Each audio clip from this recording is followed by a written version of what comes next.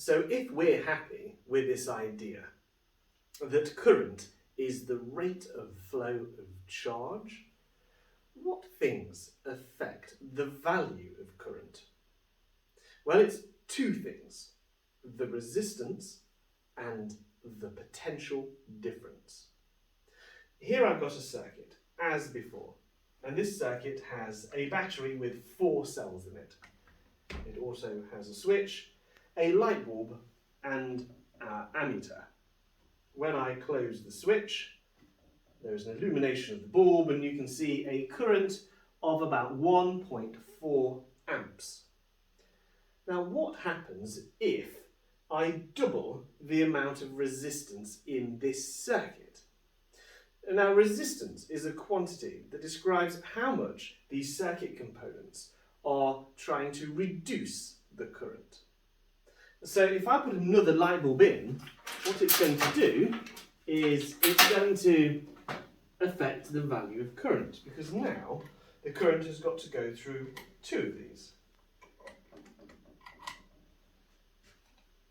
And you can see that the current is now significantly lower than it was before. So the amount of components in the circuit and how much resistance they provide affects how much current flows through the whole circuit. The second thing that affects the amount of current that flows through a circuit is the amount of potential difference provided by the battery. If I were to take out 2 of the cells, and I'm now providing 3 volts of potential difference instead of 6, then what I find is the current is even less. So more potential difference means more current, but more resistance in the circuit means less current. The relationship can be expressed with a formula. And this is it. That the potential difference of the battery is equal to the current in the circuit multiplied by the resistance in the circuit. So the word equation is the potential difference measured in volts is equal to the current measured in amps multiplied by the resistance measured in ohms. Now what you can see here is in this format, though perhaps easy to remember, it's perhaps harder to understand what the relationship is telling you. A rearrangement of this shows that current is directly proportionate to voltage. More voltage gives more current, but it's inversely proportional to resistance, which means that if you have more resistance, you have less current. Now notice I've used the word voltage here. It doesn't really matter. The exam board says that you can use either potential difference or voltage. But what we mean by a potential difference is actually related to energy. What we are required to think about when we think of the battery is that the battery has created one end of this wire at significantly higher electrical potential than the other end. And so that this is causing the flow of electric charge. And so we're going to continue to use the word potential difference. We may refer to the potential difference across the entire loop of the circuit, or we may talk about the potential difference across just a small part of the circuit. In this particular example, there is 3 volts of potential difference being provided by this battery. And because we have 2 identical light bulbs, then it's fair to say that each one of these is using up 1.5 volts of that voltage. And that means that if I was to measure the potential difference across this it would be 1.5 volts. And that 1.5 volts, and across both 3 volts, totally using up all of the potential given to the circuit. This is a voltmeter. It's going to enable us to measure the potential difference across any of the components in this circuit. It has 2 leads for sampling before and after. What I'm going to do is connect it to the wire before the start of the battery and at the end, and we can see that the total potential difference across those 4 cells is 6.36 volts. Now you need to consider that this potential difference is being provided to the circuit, that this is chemical energy being turned into electrical energy for transfer through the wires. If I disconnect this from here and instead now measure the potential difference across one of these light bulbs, what you'll notice is, well, to start with, the value is 0. That's because this circuit is incomplete. If I allow electrical current to flow through this circuit, we can now measure exactly how much potential difference there is across one of these light bulbs. Now this is different because this potential difference is energy leaving the circuit. The 2.24 volts recorded on here is how many joules per Coulomb of work are being done to illuminate this one light bulb. If I measure across 2 light bulbs, I should find that the voltage is pretty much the same as how much was provided by the cells. So plug it in and we can see straight away we're going up to a much higher number. 4.7 has a difference of just over 6. The question is, well, where have the remaining volts gone? Normally in a setup like this, they've gone to the internal resistance of the ammeter and perhaps the cell itself. Now check out this giant thing. This giant thing is a very long coil of wire. And what I can do is I can slide this up and down to say if I wanted to select a very short amount of that coil or a very long amount of that coil. What it basically means is we're putting in a component in this circuit that is just a very long piece of wire. And what we find is that the longer the piece of wire in our circuit, the greater the resistance. And that should have the effect of reducing the current that is flowing through this piece of wire. If we turn it on, you can see that there is a current of 1.18. If I slide this across, you can see that I'm now making the electricity flow through a significantly greater quantity of wire, and it is reducing the current. I can do it even more until there is basically very little current flowing. This is called a variable resistor, and it stands in place of those light bulbs in this circuit. So how do we pull together all of these ideas? Well, there is a formula that's going to help us, and that formula is E is equal to VQ. The word equation for this is the electrical work is equal to the potential difference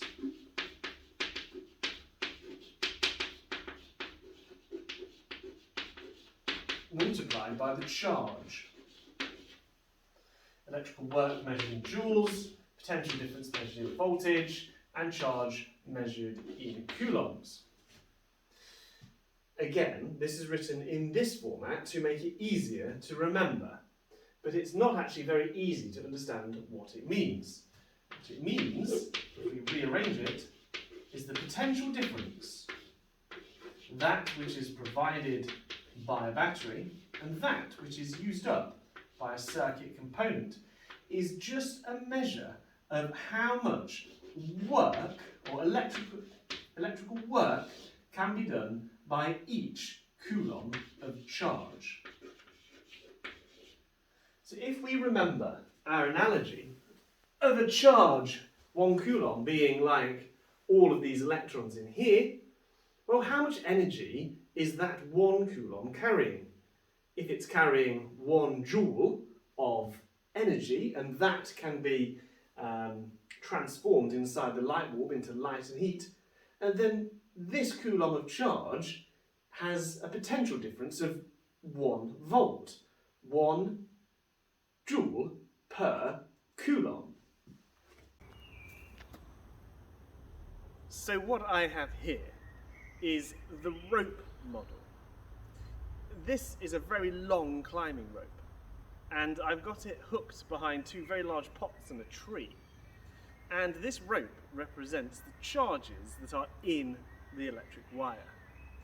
Now normally they are stationary and they don't have a net movement around the wire until a battery or a cell like myself comes in and starts to do work. And when that happens, each one of these coulombs that I pull through this circuit is given a joule of energy, and that joule of energy is now able to be transferred to the components in this circuit. Let's have a look at one of the components. Here you can see that the friction is occurring, and this represents the resistance of the circuit to the flow of that electrical current. More of these in the circuit are going to provide more resistance, and this will create a situation where the current will be much lower. Now, one of the benefits of the rope model is the more you do this, the hotter you get, the hotter the rope gets, and the more heat is appearing over there in the components. And this actually models very well something called ohmic heating. And what ohmic heating is the conversion of the energy that the battery has transferred to the components into heat. And the more current I have, the more heat is lost in this way.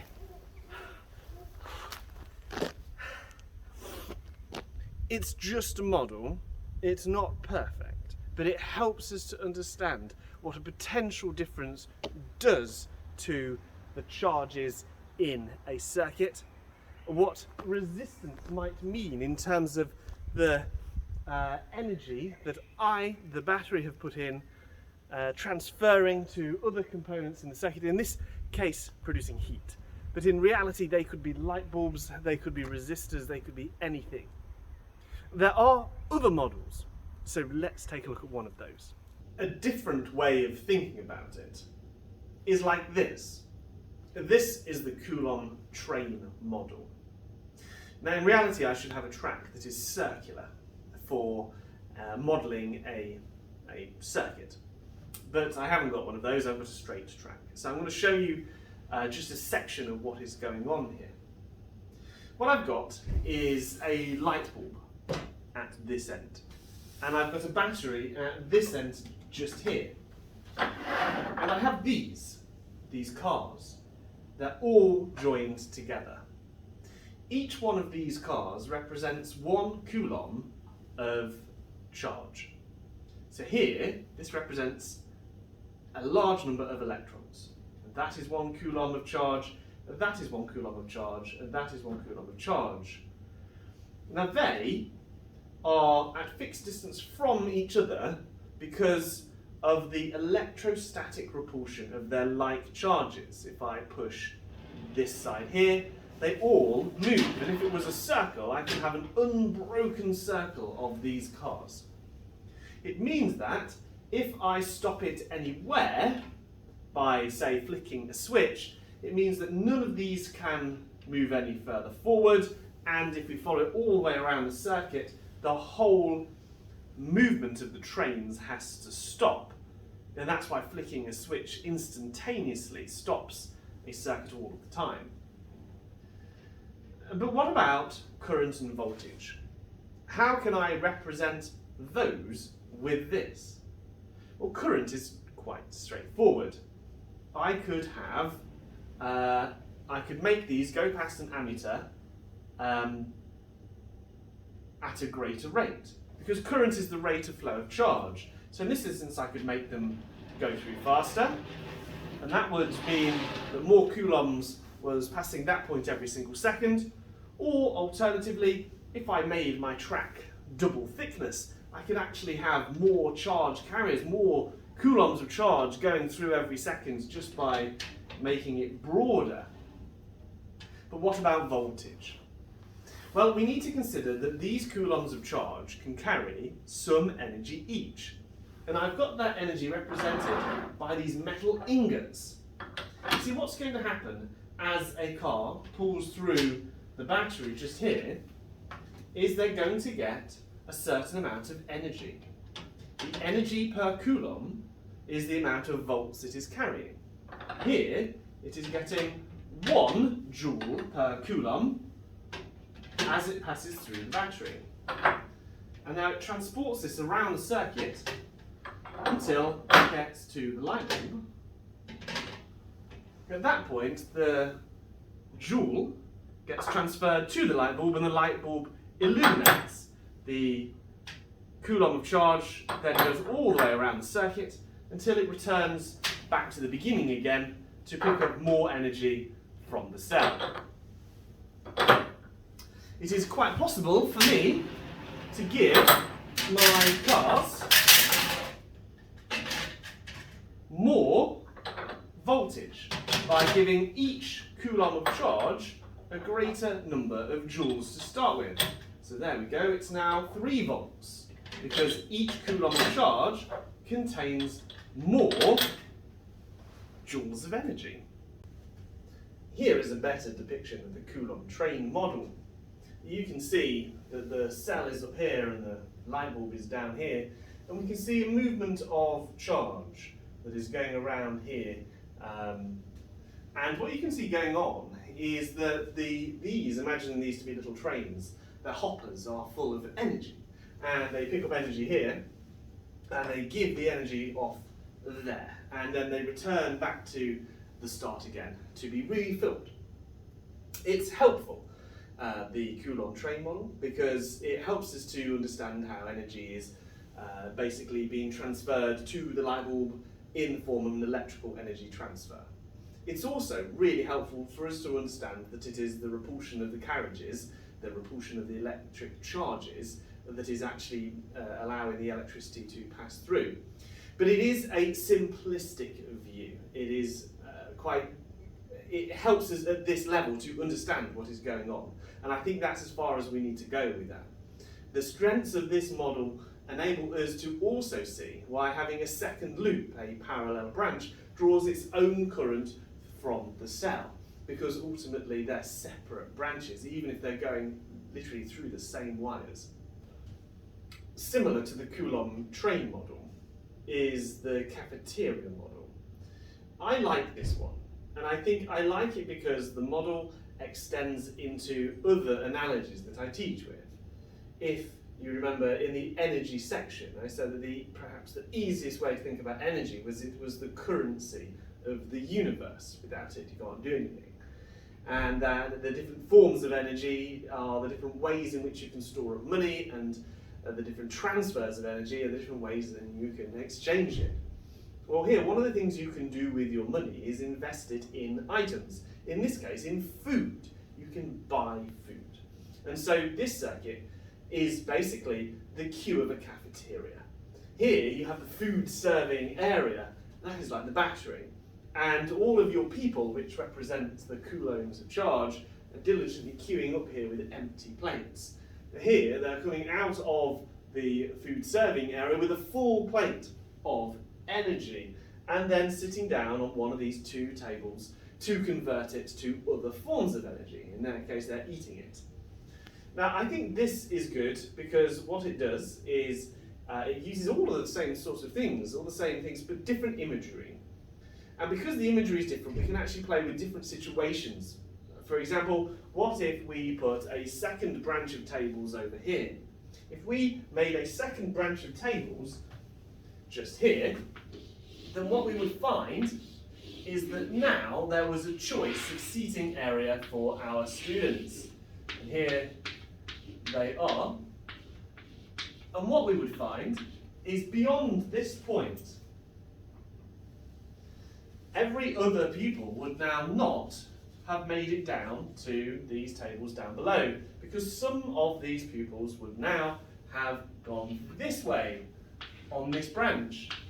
And that means that the total amount of current that was present has actually halved in these two branches. But an additional interesting thing is the cafeteria staff, being quite smart about this, have realised that if we actually have two tables, then if we just serve twice as many people at the top, then what we can do is we can have them going through these two branches, we can serve more people in a given amount of time. And this means that having two branches, each one of these branches has the current here is half what the current is here, and the current of this and this added together is the current there. But adding an extra branch means that more food can be chucked out of the cafeteria because they know they've got all this excess seating. And so it helps you to form a picture of why adding an extra branch in a parallel circuit actually draws an entirely fresh stream of current just for that branch. The final thing is to understand that once the food is consumed, the plates have got to go back and they get carried back to the cafeteria once more.